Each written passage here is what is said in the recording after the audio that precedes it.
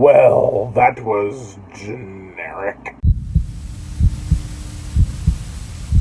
In the days of darkness, when there is no hope for light, the only thing you can do is try and survive.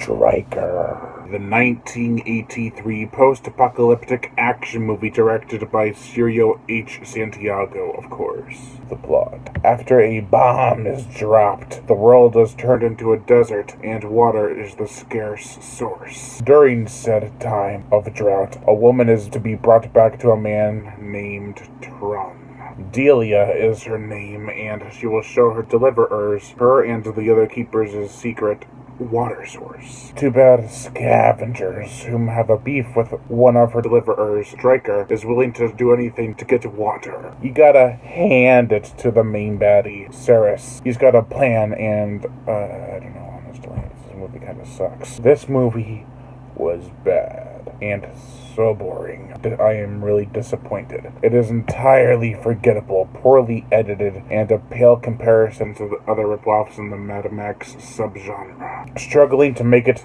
through this movie with its characters, editing, and pacing was a drag. Stryker is not a badass. He shows some hints of being one near the end, but I felt they ended the film too quick. They spent more time setting up that quarry than actually having any action there. If Stryker isn't a badass, then who is in this movie? It's definitely not Bandit. Bandit barely says anything. He's Stryker's young-ish sidekick and says even less than the man of the hour.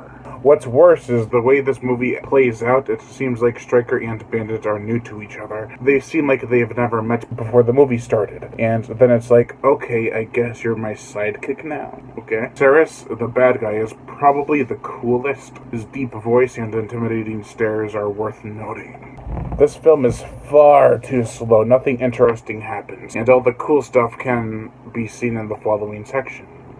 The gore, the effects, we get a severed arm, a grubby headshot, and some bullet hits with minor blood. Nothing too much, and the effects are pretty cheap. The motion picture soundtrack, probably the best part about this movie is its music. While being very catchy, it does get a bit annoying. Stryker is a poor Mad Max ripoff in my opinion. It didn't offer anything new, and it was poorly done. Unfortunately, I cannot recommend it. Overall, I give Stryker a 1 out of 5. Lion Brian Gatto, host of Horror Show Entertainment. Make sure to like my Facebook page in the description below, to leave comments and subscribe.